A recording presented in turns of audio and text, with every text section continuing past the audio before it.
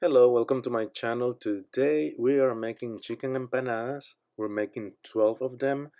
And the first thing I did was got 4 chicken thighs with skin and bones, and I'm making full use of all of it. So with the broth and the stock basically of the chicken, I made a chicken soup. With the chicken, I made the chicken soup and the chicken empanadas, and the skin, I'm using it to make chicken chips. But this video is just for the empanadas. First, we're going to make the filling, and we're going to shred the chicken. And we're gonna reserve the bones because I'm gonna put it in the filling just to give it a little bit more flavor. And you want the pieces of chicken to be a little bit big because you wanna, when you bite, you wanna eat the chicken.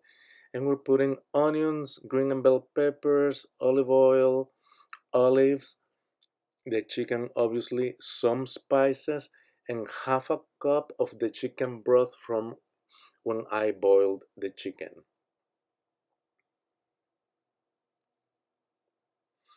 And we're going to saute the onions and the green and bell peppers. We want the onions to be translucent, no more than that. We're gonna add the bell peppers as well. Don't forget to consider subscribing to my channel, giving it a like, sharing the video with your friends and family in on Facebook, and uh, and leave a comment and questions if you have them. So now we're gonna add the spices. We'll make a hole in the middle, and we're gonna add the spices, and we're gonna toast them a little bit. And we're gonna add immediately, after a few seconds I should say, the chicken broth, and we want it to boil a little bit, and we're gonna turn the stove off. Then we're gonna add the chicken, and we're gonna mix everything really well. We're gonna taste it, and we're going to add the chopped olives. Remember that I have a list of ingredients in the description box below.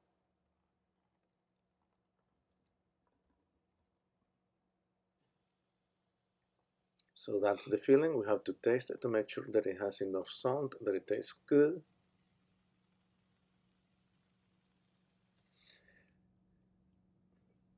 We add the olives, mix it well, and we have to let it rest so that the chicken absorbs all the flavors, and we need to let it cool off.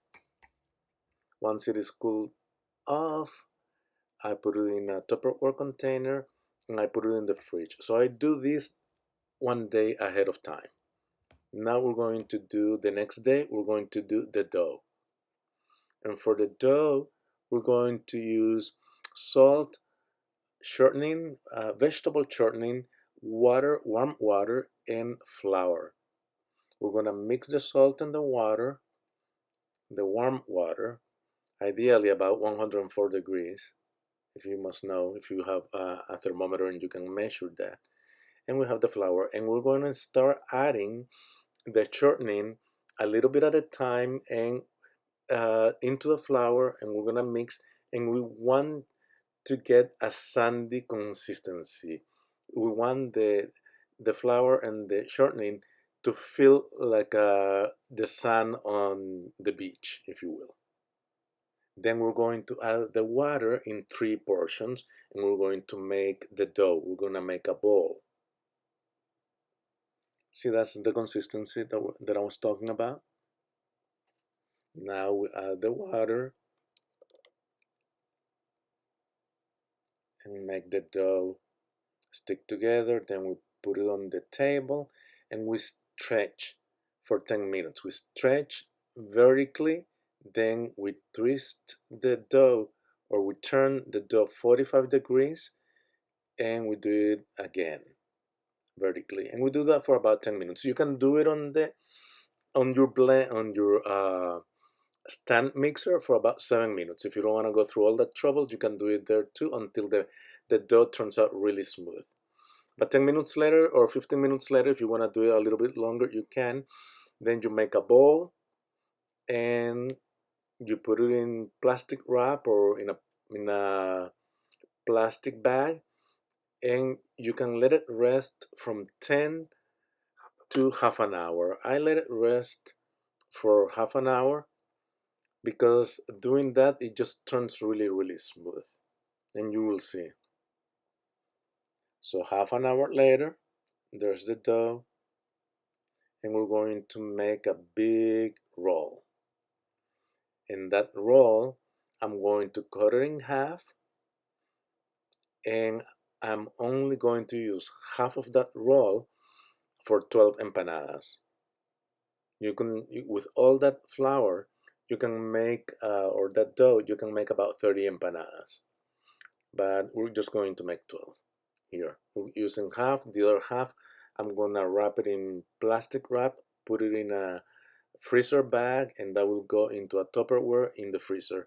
And that could last me there for about a month.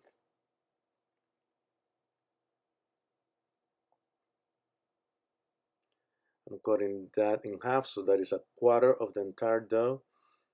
And from that half, from that piece, I should get 6 rounds for the empanadas, or 6 discs.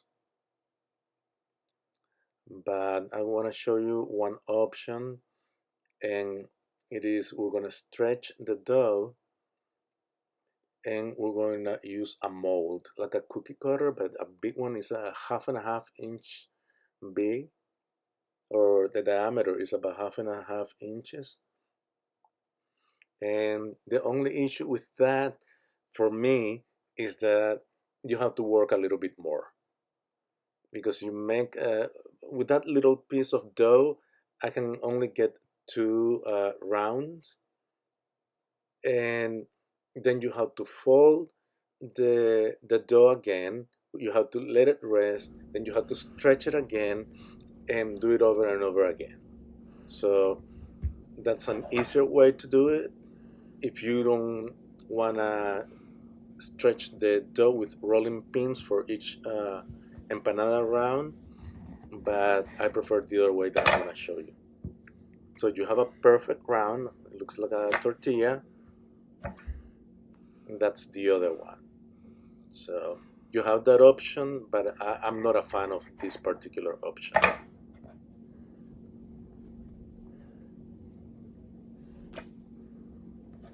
See, now I have to fold all that in and let it rest before I can stretch it again. So, and from that little piece, I'm gonna make 3 more empanada rounds or discs. So that's the other quarter of dough that I have, and I'm gonna make a roll, and I'm going to cut it into 6 pieces, and each one of those pieces is going to be an empanada round or disc. And I'm gonna stretch it a little bit with my fingers and make a little ball. And by the time I am finished doing 10 more of them, because I already have 2 discs, I'm gonna be able to start stretching the dough for the rest of the discs.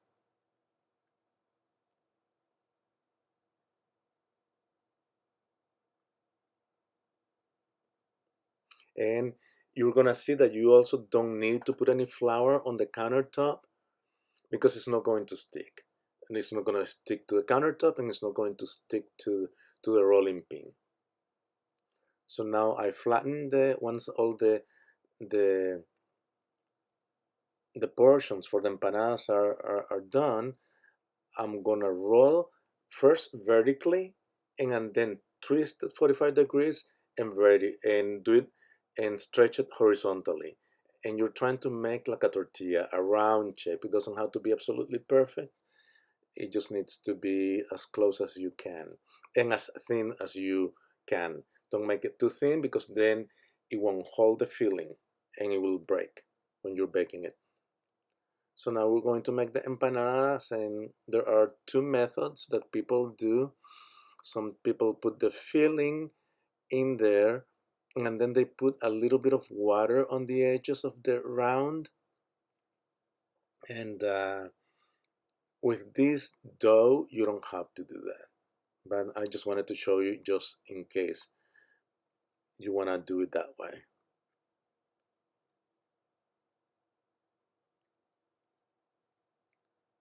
See, some people put water around the edges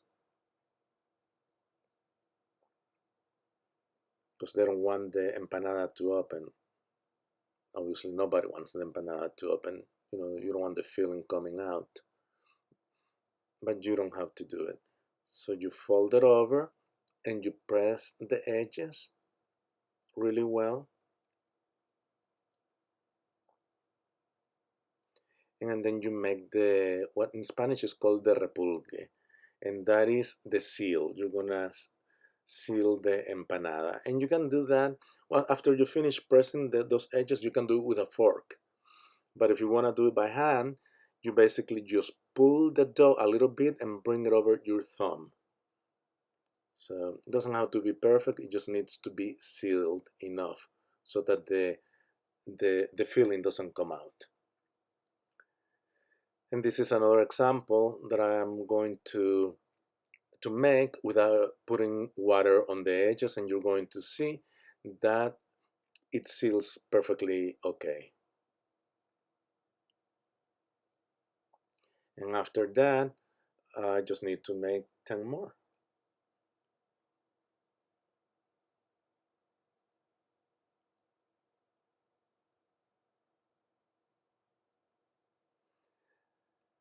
Again, if you find this video useful and helpful, it will help me a lot if you consider subscribing and giving it a thumbs up.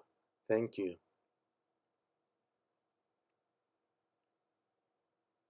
Now we have the 12 of them done. I whisked an egg, and now we're going to brush it. That's going to make them golden. They're going to turn golden. If you don't do that, they're going to be matte. It's going to be a matte color. So I like doing this because they turn shiny and a little bit golden.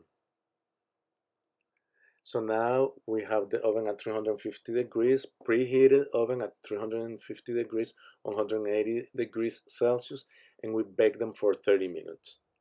Now somebody has to test or try the empanadas after they're done, see how thin the crust is. It's really nice and crunchy. And I have to do that job too.